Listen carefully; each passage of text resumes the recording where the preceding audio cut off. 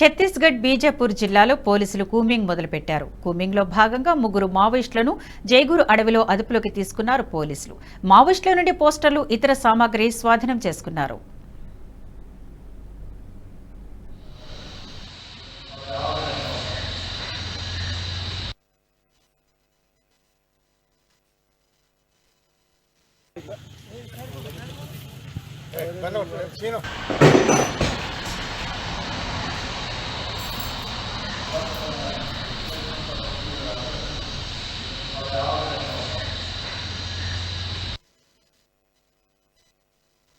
ఈ వీడియో మీకు నచ్చినట్టయితే లైక్ చేయండి, 10 మందికి షేర్ చేయండి. అలాగే కామెంట్ల రూపంలో మీ అభిప్రాయాలను మాతో పంచుకోండి. Nationalist hub group of channels ను సబ్స్క్రైబ్ చేసుకుని తెలుగునాట జాతీయవాద జర్నలిజాన్ని ప్రోత్సహించండి. ఈ వీడియో కింద ఉన్న బెల్ ఐకాన్ పై క్లిక్ చేయడం మర్చిపోవద్దు.